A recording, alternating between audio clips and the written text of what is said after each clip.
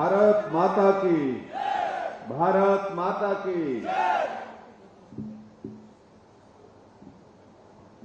आज इस बहुत ही भव्य कार्यक्रम में जो हिमाचल प्रदेश की जनता का आभार करने के लिए हमने हर विधानसभा क्षेत्र में निर्धारित किए हैं, हिमाचल प्रदेश के गठन के पश्चात हिमाचल प्रदेश की यात्रा के 75 वर्ष पूरे हुए हैं और इसलिए आज के इस समारोह में बड़ी संख्या में आप सब यहां पर उपस्थित हुए हैं। मैं आप सबका अभिनंदन करता हूं, स्वागत करता हूं। हमारे बीच में आज के इस कार्यक्रम में यहां के स्थानीय विधायिका और हिमाचल प्रदेश सरकार में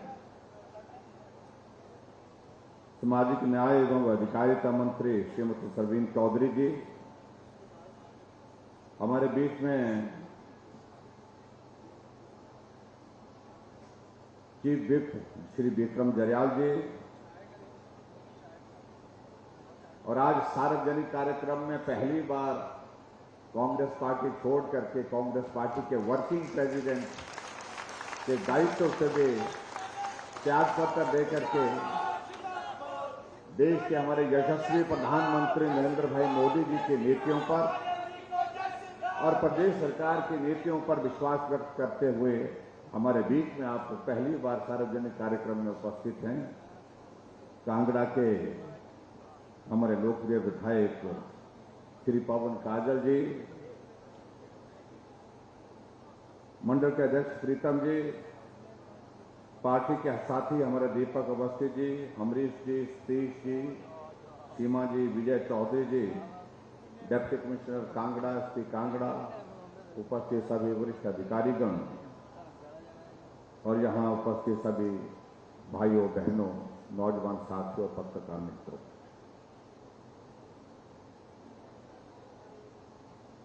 एक बार फिर से शाहपुर विधानसभा क्षेत्र में आकर के आप सबके दर्शन करने का सौभाग्य प्राप्त हुआ और बहुत गर्मजोशी के साथ आप लोगों ने हमारा अभिनंदन स्वागत किया। उसके लिए मैं आप सबको बहुत बहुत धन्यवाद करता हूं।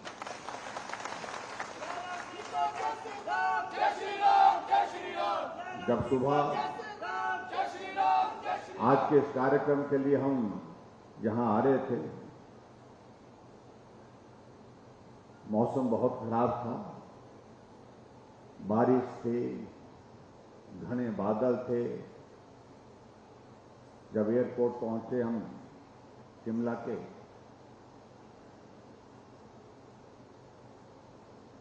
तो 20 मीटर 25 मीटर की विजिबिलिटी थी और एक परिस्थिति ऐसी बन गई थी, मुझे लगा कि मैं डिप्टी कमिश्नर को यहां पर फोन करके बोलूं कि आज के इस कार्यक्रम के लिए वर्चुअल मोड से आप तैयारी करिए। अगर आना नहीं हो पाया, अगर मौसम ठीक नहीं हो पाया, तो शिमला से ही मुझे आपको संबोधित करना पड़ रहा था। लेकिन आप सबकी लगता है कि प्रबल इच्छा थी कि हम आए, पहुंचे, आप सबके भी दर्शन करने का ये सौभाग्य प्राप्त हुआ। उसके लिए मैं आप सबकी जो मन की बात, जिसको मैं कह सकता हूं, उसमें हम सफल हुए, उसके लिए आप सबका बहुत धन्यवाद। भाई और बहनों, हम आजकल कुछ कार्यक्रम कर रहे हैं और यहां इस कार्यक्रम में मैं आकर के मैं देख रहा हूं कि यहां पुरुषों को आज कहां रखा गया है। कि सारी कुर्सियां तो महिलाओं से भरी पड़ी हैं। पुरुष बेचारे किनारे में खड़े होकर के या नीचे बैठ करके जो है अपना इस कार्यक्रम का हिस्सा बने। लेकिन मैं पुरुषों के खिलाफ नहीं हूं, मैं आपके पक्ष में हूं। पूरी सहानुभूति आप सबके साथ व्यक्त कर रहा हूं कि दौर कितना परिवर्तित हो गया।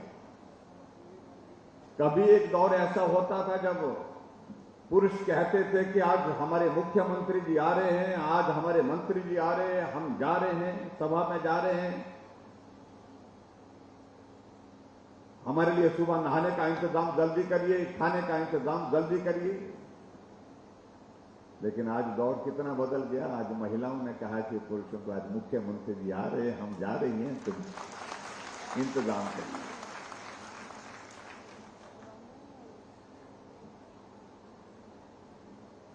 महिला सशक्तिकरण की दृष्टि से मैं कह सकता हूं पूरे देश भर में हिमाचल बहुत तेजी से आगे बढ़ा है।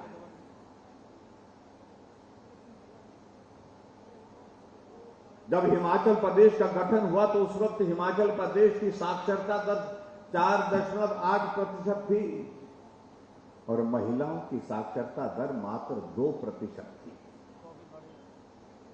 15 अप्रैल 1948 से पहले की मैं बात कर रहा था। और आज हिमाचल प्रदेश में महिलाओं की साक्षरता दर, पुरुषों की साक्षरता दर हिमाचल की जो है वो पूरे देश में पहले नंबर पर है, सबसे ज्यादा है। हम आंकड़े में नहीं जाना चाहते। 2011 के सेंसस के हिसाब से हमारे 83% है, लेकिन 83% नहीं, अगर आज के सेंसस के मुताबिक हम देखें तो मैं कह सकता हूं कि हम 95-96% से भी ऊपर हैं, पूरे देश भर में आगे हैं, ये मैं कहना चाहता हूं। उसके लिए मैं आप सबको बहुत बहुत बधाई देता हूं। हमने एक कार्यक्रम तय किया जहां देश की आजादी के 75 वर्ष पूरे होने पर देश के प्रधानमंत्री नरेंद्र भाई मोदी जी ने अमृत महोत्सव का एक कार्यक्रम पूरे देश भर में चलाया। और उस अमृत महोत्सव के एक नहीं अनेक कार्यक्रम पूरे देश भर में अलग अलग विभागों के माध्यम से आयोजित किए जा रहे हैं। और अभी हाल ही में आपने देखा होगा 15 अगस्त को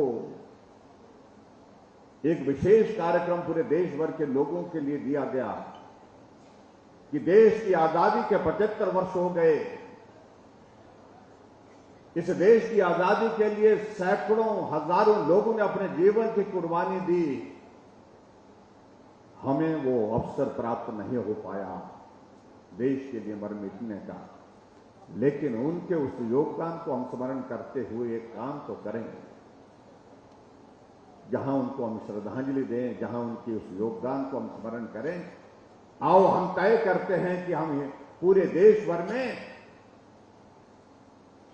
अब की बार 15 अगस्त के दिन हर घर तिरंगा, घर घर तिरंगा, हर घर में तिरंगा फैलाने का कार्यक्रम करें।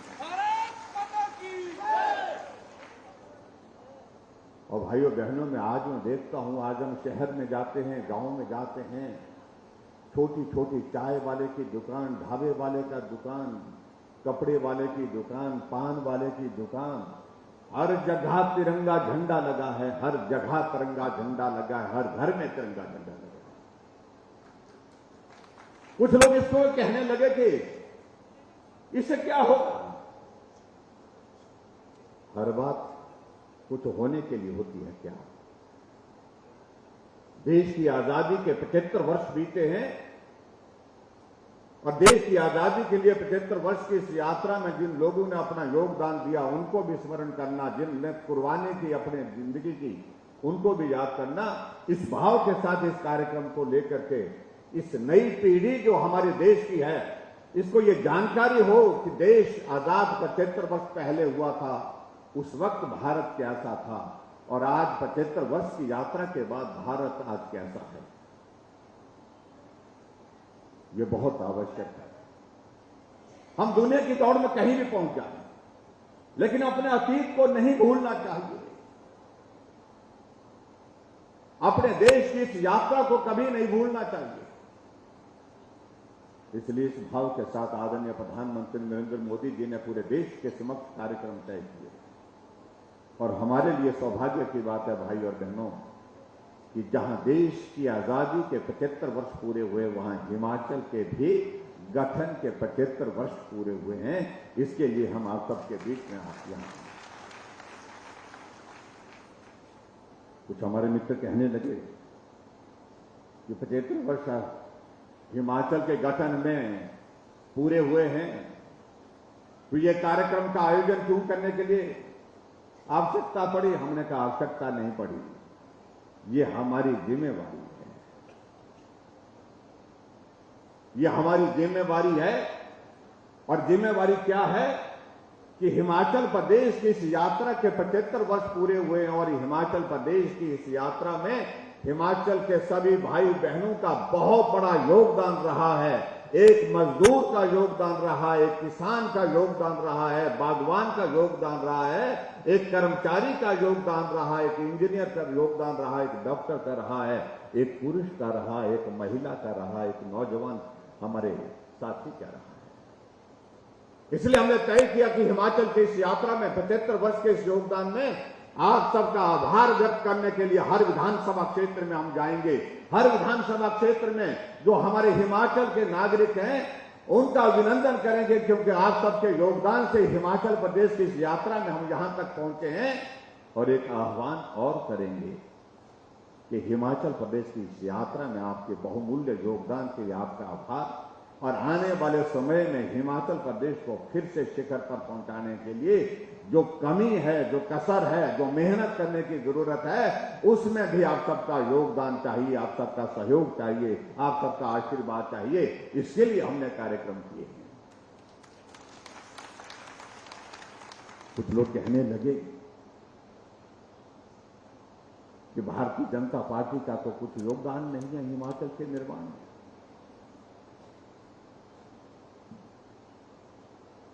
ये तो कांग्रेस की देन है। ये देन एक पार्टी की नहीं है। हिमाचल के निर्माण के लिए बहुत सारे लोगों ने कुर्बानी दी है, और उस वक्त कोई पार्टी नहीं थी, सब लोग एक मिलकर के काम कर रहे थे कि हमारा पहाड़ी प्रदेश है, पहाड़ी प्रदेश के लिए अलग सा हमारा राज्य बनना चाहिए। हाँ, ये बात सत्य है कि डॉक्टर यशवंत सिंह परमार को हिमाचल निर्माता के रूप में जानते हैं कि उन्होंने हिमाचल प्रदेश के निर्माण में एक बहुत महत्वपूर्ण भूमिका निभाई। उनके योगदान को हम स्मरण करते हैं।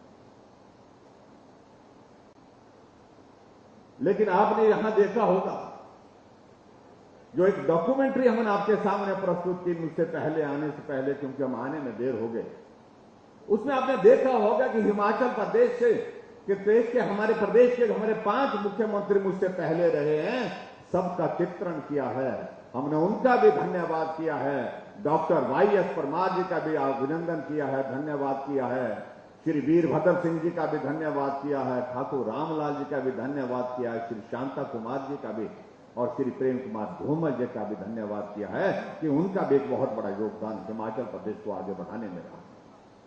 लेकिन सही मायने में इस बात को मैं कहना चाहता हूं, सही मायने में हिमाचल प्रदेश में अगर ये कार्यक्रमों का अगर हमने आयोजन रखा है, इसका हेतु, उसका कारण एक है कि सबसे बड़ा योगदान किसका है। प्रश्न ये है, हमसे पूछा गया कि सबसे बड़ा योगदान हिमाचल प्रदेश के विकास में किसका है, तो हमने कहा कि हिमाचल प्रदेश के मेहनत भाई और बहनों का है। हम उनके लिए ये कार्यक्रम समर्पित कर रहे हैं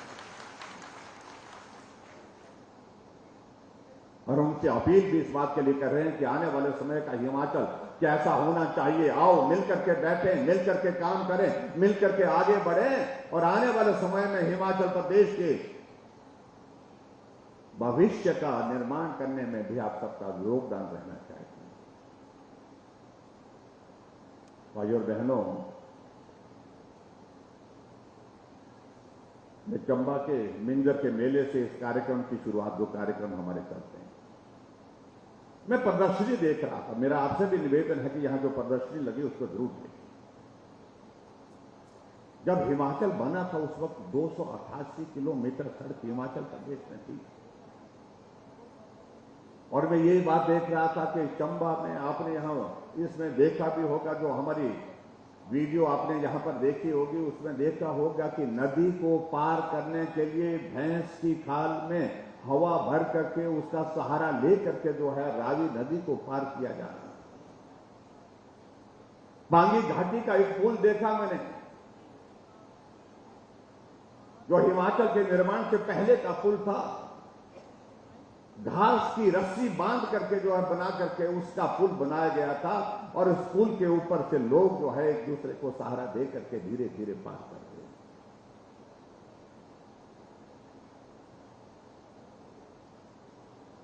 आज अगर हम सड़कों की बात करें, 288 किलोमीटर सड़क तब थी, और आज हिमाचल प्रदेश में 40,000 किलोमीटर सड़क है, 40,000 किलोमीटर सड़क है।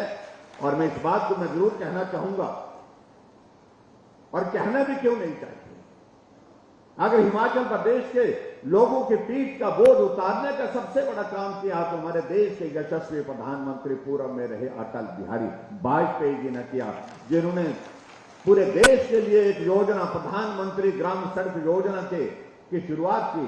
और उस प्रधानमंत्री ग्राम सड़क योजना के माध्यम से गांव-गांव में सड़कें बनी। आज हम 40,000 किलोमीटर सड़कों का जिक्र कर रहे हैं, तो 20,000 किलोमीटर से ज्यादा सड़कें सिर्फ प्रधानमंत्री ग्राम सड़क योजना की हिमाचल प्रदेश में बनी। ये वो प्रधानमंत्री थे जो हिमाचल के साथ बहुत स्नेह करते थे, हिमाचल आकर के रहते थे। जब इस योजना की शुरुआत की, उन्होंने इस बात का जिक्र किया, मैं पूरे देश में घूमता हूं, शहरों में भी जाता हूं, गांव में भी जाना होता है, लेकिन जब गांव को देखता हूं तो गांव के लोगों की पीठ का बोझ अभी तक नहीं उतरा। गांव वाले अगर जा रहे होते हैं पहाड़ों में तो पीठ पर बोझ होता है, उतरते हैं तो भी पीठ पर बोझ होता है। ये पीठ का बोझ उतरना चाहिए, और इसके लिए प्रदेश सरकारें अपने संसाधनों से संभव नहीं है, सड़कें नहीं बना सकते जितनी सड़कों की जरूरत है, इतना पैसा प्रदेश के पास नहीं होगा।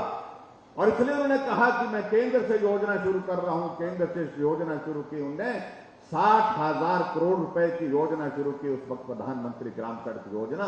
और उस योजना के माध्यम से हिमाचल प्रदेश में सड़क गांव-गांव तक पहुंची। यहां भाई और बहनों, आप सबके आशीर्वाद से 4.5 वर्ष से हमारी सरकार है, और ये मेरा दायित्व बनता है, मेरी जिम्मेवारी बनता है कि 4.5 वर्ष के इस कार्यकाल में आप सबका समर्थन, मेरा सहयोग, मेरा सरकार बना करके चलाने का हर कदम पर जहां मुझे आप सबके सहयोग की आवश्यकता थी, आप लोगों की मदद मिली। लेकिन ये भी सत्य है, सहयोग दिया, लेकिन बीच में संकट बहुत बड़ा था, और वो संकट आज से पहले जो 5 मुख्यमंत्री हिमाचल प्रदेश के और रहे हैं, उनमें किसी ने झेला नहीं।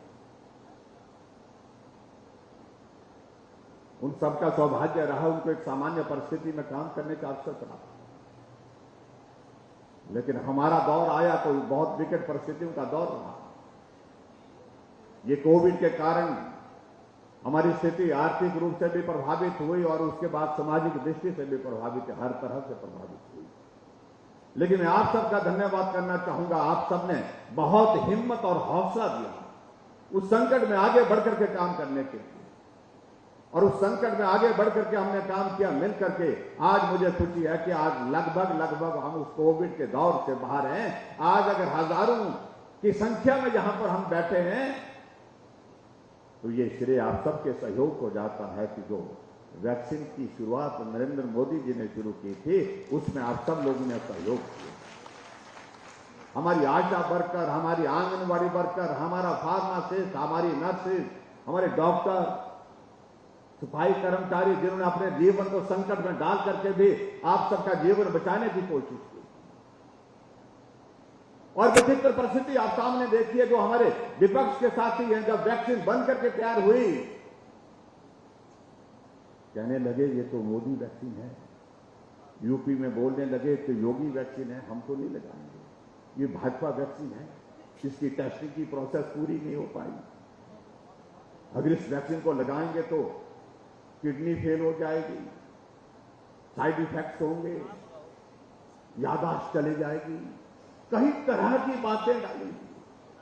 लेकिन मैं पूरे हिमाचल वासियों का अभिनंदन करना चाहूंगा, आपने किसी की ना सुनी ना किसी की माने। सबके सब हिमाचल के हमारे नागरिक भाई बहन वैक्सीन सेंटर में कतार में खड़े होकर के वैक्सीन के अभियान को सहयोग देने के लिए पहुंचे, और पूरे देश भर में सबसे पहली डोज का दौर भी पूरा किया तो हिमाचल नंबर 1 पर रहा, और दूसरी डोज का भी पहला पूरा किया तो हिमाचल पहले नंबर पर।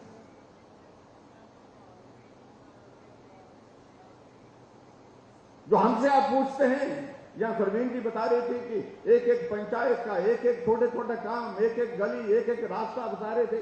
और स्वाभाविक रूप से ये जिम्मेवारी भी बनती है विधायक होने के नाते कि हमने पूरे क्षेत्र में विकास को संतुलित होकर के हर जगह काम करने की कोशिश की है।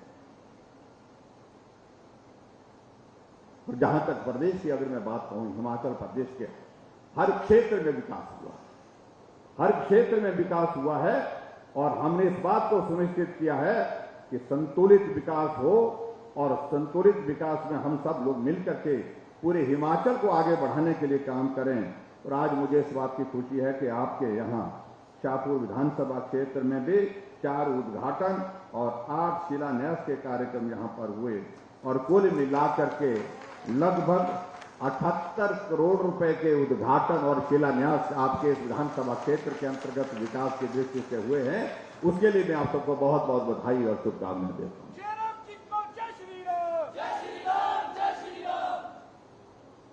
हमारे साथियों को कुछ लोग पूछते रहते हैं, और स्वाभाविक रूप से जब सरकार होती है तो तब ज्यादा पूछने की कोशिश करते हैं।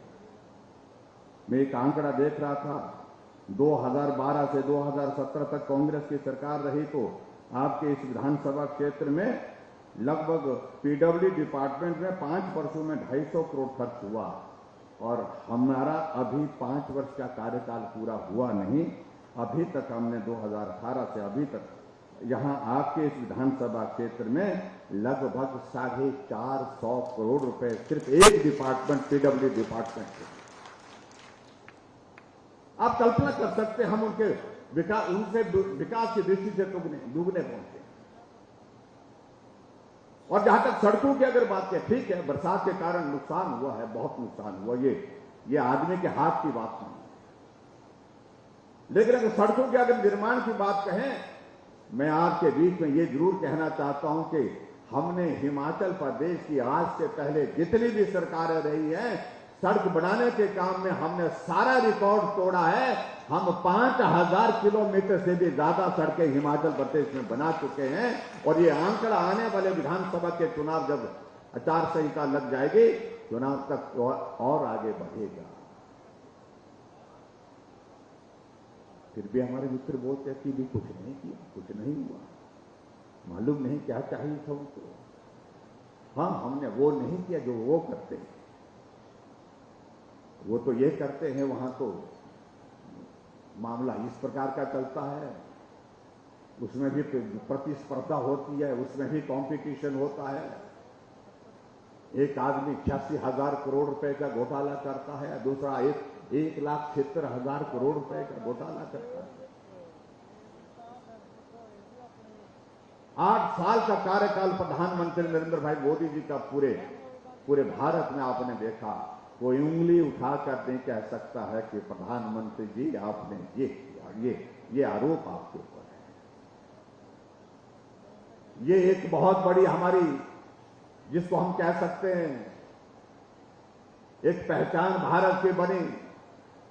भारत एक ऐसा राष्ट्र आज दुनिया के सामने बन गया जिसको हर राष्ट्र जो है अंतर्राष्ट्रीय मंच पर मिलने की जरूरत महसूस करता है। प्रधानमंत्री जी तो पहले भी रहे, उनके प्रति हमारा सम्मान है। मेरा किसी के खिलाफ कोई किसी प्रकार से कोई इस तरह का भाव नहीं, लेकिन सच्चाई है कि अंतर्राष्ट्रीय मंच पर भारत के प्रधानमंत्री पूर्व में जो रहे, वो सम्मान नहीं दिखता था, वो सम्मान नहीं मिलता था जो आज नरेंद्र भाई मोदी जी को मिलता है। देश की आवश्यकता, भाई और बहनों, मजबूत नेतृत्व, और मजबूत नेतृत्व नरेंद्र भाई मोदी जी के रूप में। और इसलिए हिमाचल की आवश्यकता भी कि नरेंद्र भाई मोदी जी के नेतृत्व को और मजबूत करना, ये हमारी भी आवश्यकता है, क्योंकि हिमाचल प्रदेश को आगे बढ़ाने के लिए नरेंद्र मोदी जी ने हमेशा हमको स्नेह दिया है, प्यार दिया है, सहयोग दिया है। उसके लिए हम जीवन भर उनका एहसान चुकता नहीं कर सकते। 7 बार कोई प्रधानमंत्री हिमाचल प्रदेश में आते हैं 4.5 वर्ष के कार्यकाल में। पहली साल का कार्यकाल पूरा होता तो धर्मशाला में आते हैं, ग्लोबल इन्वेस्टर मीट होती है तो धर्मशाला में आते हैं, चीफ सेक्रेटरी की पूरे देश की 2 दिन की कनक्लेव होती है तो धर्मशाला में आते हैं। क्या आज से पहले भी कोई प्रधानमंत्री इस प्रकार से हिमाचल आए? रोहतांग टनल, अटल टनल रोहतांग का उद्घाटन होता है तो मनाली आकर के लाहौर पहुंचते हैं। 4 वर्ष का कार्यकाल हमारी सरकार का पूरा होता है तो मंडी के पड्डल के मैदान में आते हैं। ऑल इंडिया मेडिकल इंस्टीट्यूट अगर हिमाचल प्रदेश को देने की बात आई, उसका शिलान्यास करने के लिए बिलासपुर में आते हैं। और 8 साल का कार्यकाल पूरा होता है तो प्रधानमंत्री जी कहीं और नहीं, हिमाचल में आते हैं, शिमला में आते हैं। शिमला में आकर के माल रोड में पैदल निकल जाते हैं गाड़ी छोड़ करके। ये माल रोड में कई वर्षों तक पैदल चलता रहा, साथियों से मिलता रहा, साथियों से बातें होती रहती थी। आज भी हम पैदल चलेंगे, एक कोने से दूसरे कोने तक पैदल गए और उसके बाद रिज के मैदान से पूरे देश को संबोधित किया। सारे देश के मुख्यमंत्री जुड़े हुए थे, 700 जिला के लोग जुड़े थे, 17 लाख लोगों को एक साथ संबोधित किया प्रधानमंत्री जी ने रिज के मैदान से। यह हमारे लिए गर्व का विषय है। जब प्रधानमंत्री जी का हम जिक्र करते हैं तो हमारे कांग्रेस के मित्र बहुत परेशान होते हैं। अब हमने कहा कि प्रधानमंत्री जी आ रहे हैं, हाँ फिर आ रहे हैं। हमने कहा जी आ रहे हैं, कब आ रहे हैं? मैंने कहा बहुत जल्दी आ रहे हैं। कहां आ रहे हैं? हमने कहा चंबा आ रहे हैं। परेशान, अच्छा चंबा तो बहुत दूर है। हमने कहा दूर है लेकिन वो पैदल थोड़ी जाएंगे, वो जाएंगे जहाज से जाएंगे, वहां उतरेंगे। अभी तो मौसम खराब है बोलते हैं आजकल। मैंने कहा मौसम ठीक हो जाएगा, कोई बात नहीं। फिर मैंने कहा फिर भी आएंगे, उसके बाद फिर आएंगे। मैंने कहा आएंगे, बोलते कहां आएंगे और कहां आएंगे? हम तो पूछते रहते हैं। जब खबर अखबार में छपती है कि प्रधानमंत्री जी आ रहे तो जब उनको बहुत जो है दिल धड़कना शुरू हो जाता है। हम उनका बिलासपुर आएंगे, एम्स का उद्घाटन करेंगे। अच्छा वो तैयार हो गया? मैंने कहा हाँ जी तैयार हो गया। मैंने कहा आप जाकर के देखाओ। उसके बाद और जगह भी आएंगे हिमाचल प्रदेश। यानी कि कल्पना नहीं कर सकते वो लोग। और आपको मालूम है उनके दौर में एक बार प्रधानमंत्री जी आए थे शिमला के रिज के मैदान में, ठंडी हवा में वहीं सो गए थे। क्योंकि हिमाचल का मौसम बहुत सुहाना होता है और रिज के मैदान में तो बात ही क्या है। और एक प्रधानमंत्री हमारे आते हैं, वो रिज पर पैदल चलकर जाते, घूम करके आ जाते हैं।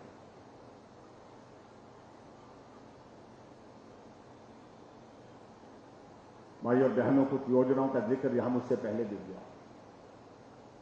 हमने हिमाचल प्रदेश में महिलाओं का सम्मान करने के लिए, महिलाओं को सशक्त करने के लिए पहले तो हमने सेल्फ हेल्प ग्रुप के लिए 25-25 हजार रुपये सेल्फ हेल्प ग्रुप को देने का हमने निर्णय किया है। और 25,000 ग्रुप जो है रिवॉल्विंग फंड के रूप में सेल्फ हेल्प ग्रुप लेकर के काम करेंगी, अपने पांव पर खड़ा होंगी, अपने रोजगार का साधन जुटेंगे। और उसके बाद अभी हमने एक और निर्णय लिया,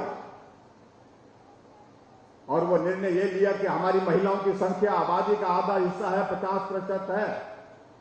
महिलाएं काम करने के लिए बाहर निकलना चाहती हैं। कोई सरकारी नौकरी करती है, कोई सरकारी नौकरी नहीं, प्राइवेट सेक्टर में काम करती है, कोई अपना व्यवसाय करती हैं, बिजनेस करती हैं, दुकान करती हैं। और सेल्फ हेल्प ग्रुप की हमारी महिलाएं मिली तो उनने कहा कि हमको काम करने में बाकी तो ठीक है, हमको जब जाना होता है, आना होता है, किराया बहुत लगता है।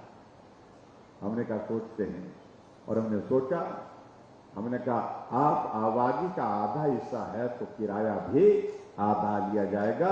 ये हिमाचल प्रदेश में सरकार ने कहा। और हमारे कांग्रेस के मित्रों ने कहा ये तो बहुत गलत किया, महिलाओं को मुफ्तखोर बना दिया।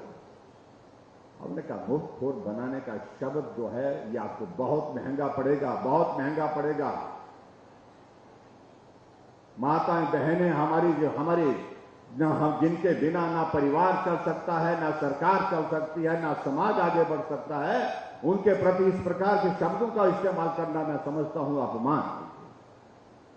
हमने उनकी मदद करने की कोशिश की है, हमने उनका आने जाने की व्यवस्था को सरल करने की कोशिश की है।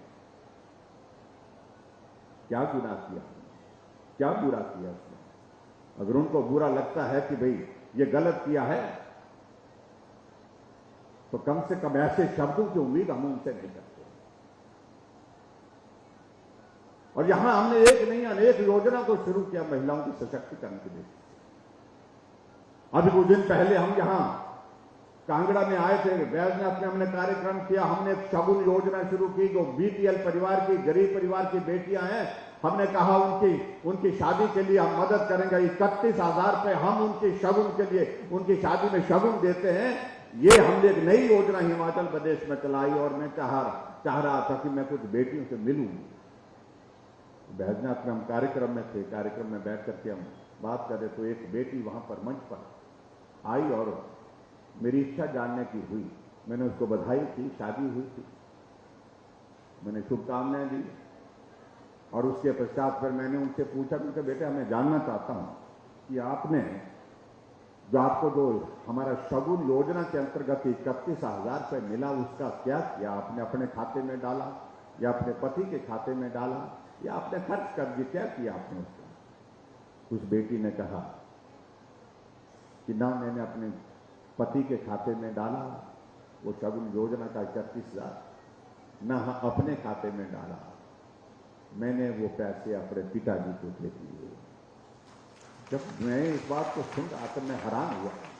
मैंने कहा पिताजी को क्यों दे दिए? वो तो आपको दिए थे शगुन के लिए, आपके लिए शगुन सरकार की ओर से दिया था। उन्होंने कहा कि मुझे मालूम है कि आपने शगुन मेरे जो है वो विवाह के लिए एक मदद की है, लेकिन जब घर परिवार में जब शादी की बात चली, मेरे पिताजी मजदूरी करते थे और परिवार वालों की इच्छा हुई कि बेटी को विदाई के समय अपने सगे संबंधियों को कम से कम बुलाना चाहिए। जो रिश्तेदार थे, सगे संबंधी, उनको बुलाया गया और उनके सामने मेरी विदाई की, उनके लिए खाने का भी इंतजाम किया। और उसके लिए भी जो विदाई के लिए और खाने के लिए जो थोड़ा गांव वालों को, पड़ोस वालों को सबको बुला करके जो ये खर्चा हुआ, मैंने देखा कि अपने पिताजी को उन्होंने बाकियों से सहयोग दिया। सहयोग यानी कि रिश्तेदारों से उधार पैसा लिया। मेरे मन में एक बात आई कि मैं तो विवाह करके दूसरे घर में जा रही हूं, लेकिन मेरे पीछे मेरे पिताजी मेरी विदाई का ये जो ऋण जो लोगों से लिया है, इसको चुकता करने में बहुत वक्त लगेगा।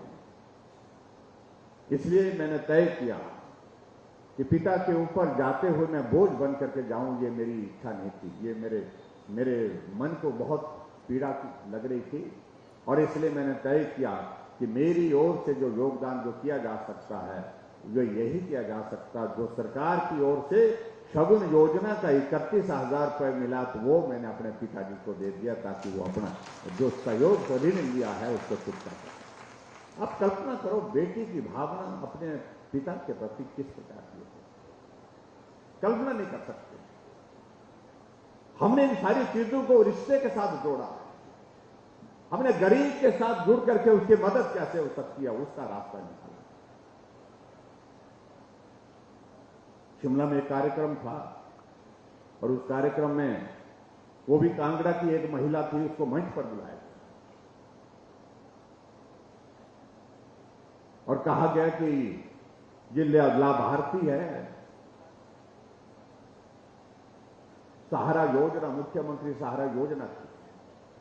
सहारा योजना हमने ऐसी योजना चलाई है पूरे प्रदेश भर में, हिमाचल पहला प्रदेश है जो ऐसे लोग हैं जो किसी बीमारी के शिकार हो गए, चल फिर नहीं सकते हैं, बैठ भी नहीं सकते, अपना काम खुद नहीं कर सकते हैं, जिंदगी भर बिस्तर में रहेंगे।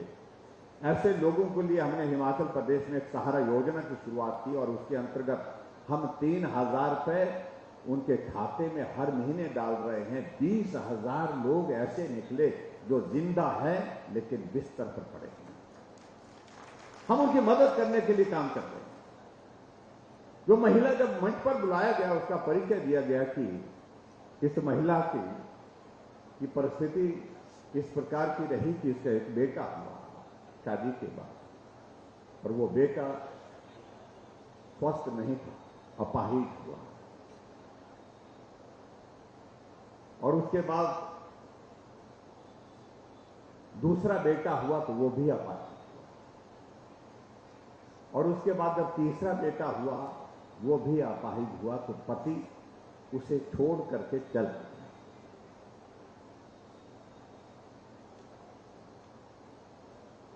और उस मां के सामने एक बड़ा, बहुत महिला के सामने एक बहुत बड़ा संकट था। 3 बच्चे, तीनों अपाहिज थे। मैं उनका पालन पोषण कैसे करूं? और ऐसी स्थिति में उसको लगा कि मैं ऐसे संकट में मेरे लिए जीना दुनिया में बहुत मुश्किल है। लेकिन किसी ने बताया कि एक ऐसी योजना चली है जिस योजना में आपको कवर कर सकते हैं, बच्चों को कवर कर सकते हैं। फार्म भरे, फार्म भरने के बाद तीनों बच्चों के लिए जो है वो सहारा योजना के अंतर्गत उनको कवर किया गया। उस महिला को हर महीने का तीनों बच्चों का जो पैसा आता है 9,000 रुपये जो आ रहा है सहारा योजना का, उससे वो अपने बच्चों का पालन पोषण कर रही है। पति घर छोड़ करके चले गए, बच्चों को छोड़ करके चले गए। इस प्रकार के एक नहीं अनेकों उदाहरण हमारे साथ। हमने हिमाचल प्रदेश में जो योजना चलाई है वो गरीब के लिए, ऐसे लोगों के लिए जिनको सहारा देने की आवश्यकता है, मदद करने की आवश्यकता है। इस भाव के साथ हमने हिमाचल प्रदेश में काम करने की कोशिश की है। भाई और बहनों, तो मैं आप सबसे यही कहना चाह रहा हूं कि हमारा 4.25 वर्ष का कार्यकाल सेवा के माध्यम से समर्पित रहा हिमाचल प्रदेश की गरीब जनता के लिए। जो पूर्व में सरकार थी वो 4 लाख लोगों को पेंशन देती थी, हम 7 लाख से ज्यादा लोगों को पेंशन देते हैं। वो 400 करोड़ रुपए पेंशन पर खर्च करते थे, हम 1300 करोड़ रुपए पेंशन पर खर्च कर रहे हैं। उन बुजुर्गों के लिए मदद करने की कोशिश कर रहे हैं। हमने हिमाचल प्रदेश में महिला सशक्तिकरण की दृष्टि से हर महिला के घर में गैस का चूल्हा, वो कितनी भी गरीब हो, कितनी भी गरीब हो, उसके घर में गैस का चूल्हा पहुंचाने का काम हमारी सरकार ने किया। 3,34,000 गैस के चूल्हे हर घर में पहुंचाए। कोई आदमी अगर बीमार होता है, उस आदमी की बीमारी के इलाज के लिए 5 लाख रुपए का हेल्थ कवर मुख्यमंत्री हिम केयर के माध्यम से किया। आज अगर कोई गरीब आदमी बीमार होता है तो बीमार हो करके वो अगर वो हॉस्पिटल जाना चाहता है, जेब में अगर पैसे नहीं है तो वो हिम केयर का कार्ड ढूंढ करके जेब में डालता है और हॉस्पिटल जाता है। उसे मालूम है कि हॉस्पिटल में मेरी इससे मदद होगी, मेरा इलाज होगा। कुछ लोग कहते हैं कि हिमाचल प्रदेश में जयराम ठाकुर तो किस खेत की मूली है। उन्होंने कहा कि हम रिवाज बदलेंगे, तो रिवाज बदलने से परेशान हुआ हमारे मित्र कुछ कहने लगे कि रिवाज तो बड़े बड़े नहीं बदल पाए। हमने कहा रिवाज बदलने का मतलब आप समझे क्या? हमने कहा रिवाज बदलने की शुरुआत हमने तो पहले दिन से की है। हिमाचल प्रदेश में रिवाज बन चुका था कि हर कैबिनेट की, जो पहली कैबिनेट की बैठक होती थी सरकार बनने के बाद, बदले की भावना से काम की शुरुआत होती थी। पूर्व के कुछ नेताओं के खिलाफ मामले दर्ज हो जाते थे, अधिकारियों के खिलाफ कार्रवाई शुरू हो जाती थी, पूर्व सरकार की योजनाएं रद्द कर दी जाती थी। लेकिन हमने कहा ये उचित नहीं है। हमने कहा बदले की भावना से काम करने का रिवाज बंद करना चाहिए और हमने इस भाव के साथ सबको मिलकर के चलना है, मिलकर के काम करना है। हमने रिवाज पहले दिन बदला है। मैं इनको भाइयों को कहना चाहता हूं और मैं ये भी कहना चाहता हूं, कई बार मैं मजाक में कहता हूं, रिवाज तो ये भी था हिमाचल में, जब सरकार बदल जाती थी तो टोपियां बदल जाती, बदलती थी ना कि नहीं बदलती थी। इसकी टोपी लगी, इसकी सरकार आई तो लाल रंग की हो गई, उसकी आई तो हरे रंग की हो जाएगी। तो ये रिवाज बन गया होता है हिमाचल। हमने ये टोपी सबकी है भाई, ये हिमाचल की टोपी है, ये किसी पार्टी की टोपी नहीं है, ये हिमाचल की पहचान है। हमने कहा ये टोपी की राजनीति बंद करनी चाहिए और आज मैं इस बात को कह सकता हूं कि टोपी की राजनीति बंद कर दी। रिवाज बदलने की शुरुआत हमने पहले दिन से की। अगर आज हम रिवाज बदलने की बात कह रहे हैं तो रिवाज बदलने की बात सही बात है, पूरे देश ने रिवाज बदल दिया। क्या बदल दिया? जिन प्रदेशों में 5 वर्ष के बाद सरकार बदल जाती थी, अब रिवाज बदल गया, वहां फिर 5 वर्ष के बाद फिर भाजपा की सरकारें बन रही है, तो रिवाज बदला। इसमें मेरा क्या कसूर है, मेरी क्या गलती है? अभी हाल ही में चुनाव हुए, उत्तराखंड हमारा पड़ोस का राज्य, जहां हर बार 5 साल के बाद सरकार बदल जाती थी, लेकिन अब की बार रिवाज बदला, तो भाजपा की सरकार 5 वर्ष रही, 5 वर्ष के बाद फिर भाजपा की सरकार आई। उत्तर प्रदेश में 37 वर्षों से सरकारें बदलती थी 5 वर्षों के बाद, लेकिन आपने देखा रिजल्ट आया, रिवाज बदला, योगी जी थे, फिर योगी जी आ गए। मणिपुर में, गोवा में, हमारा पड़ोस का राज्य हरियाणा, जब सब जगह रिवाज बदल गया, सब जगह रिवाज बदल गया, तो हिमाचल में अगर रिवाज बदलने की बात कही हमने, तो क्या गुनाह कर दिया? कहा कि बड़े बड़े लोग नहीं कर पाए इस काम को, राजा साहब 6 बार रहे, वो नहीं कर पाए। हमने कहा कई बार सभी काम के लिए बड़े आदमी नहीं चाहिए, छोटे आदमी से भी कई बार बड़ा काम हो जाता है। और अब की बार ये छोटा आदमी जिसे कहा गया कि जयराम तो किस खेत की मूली है, अब मुझे शब्दों पर ज्यादा नहीं कहना चाहता हूं, यहां आप लोग बुद्धिजीवी बैठे हैं, उनका भाव क्या है? अभी तक सोच नहीं गई, जो बड़े आदमी की सोच होती है, उस परिवार की सोच होती है, वही भाव है। दूसरे आदमी को हीन भावना के साथ देखना, दूसरे आदमी के प्रति जो है सम्मान का भाव नहीं रखना, यही कई बार ऊपर से आदमी को जमीन पर ले आता है। ये मैं कहना चाहता हूं।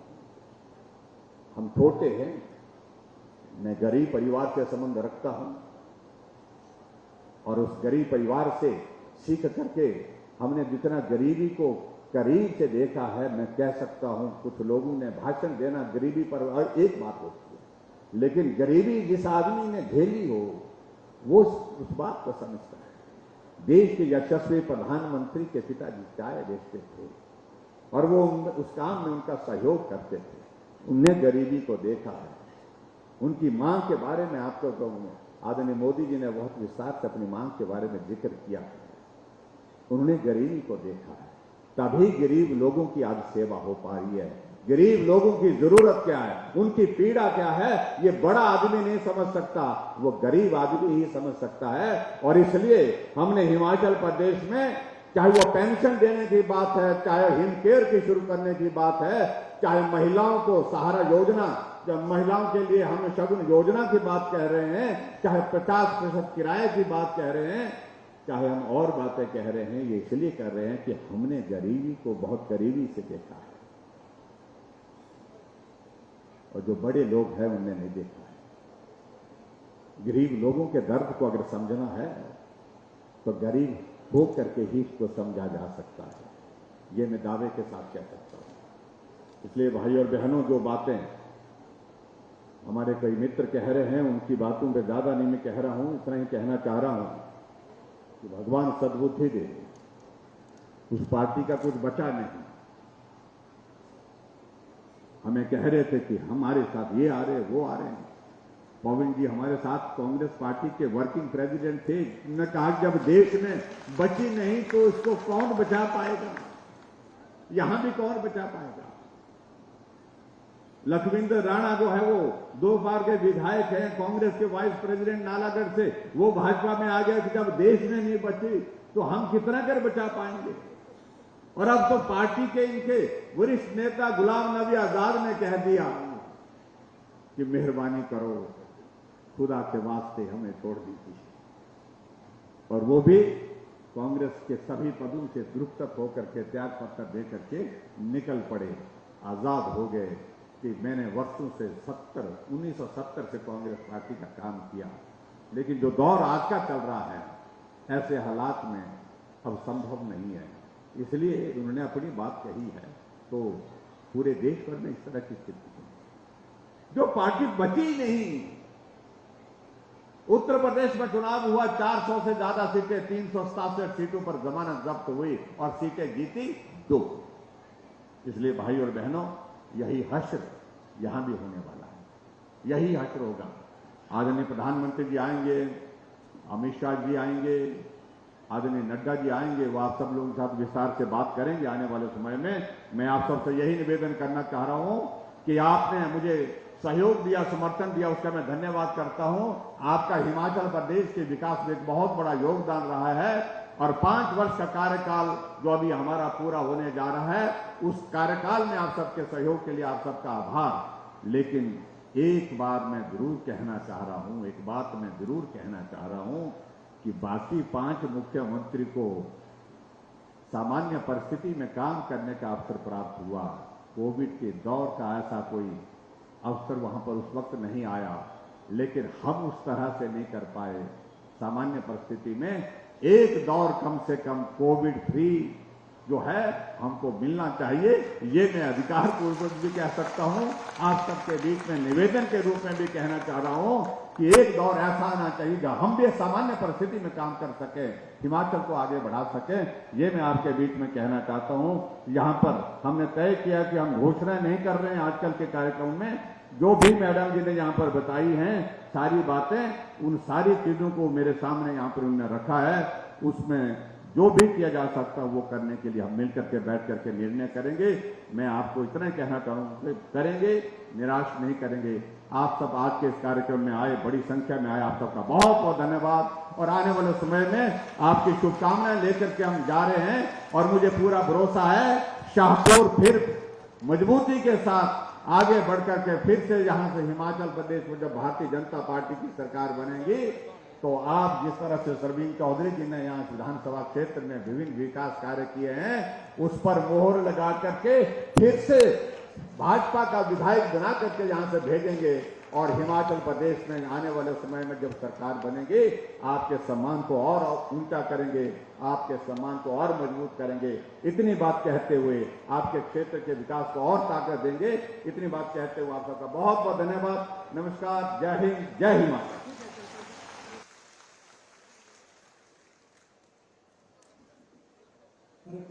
हिमाचल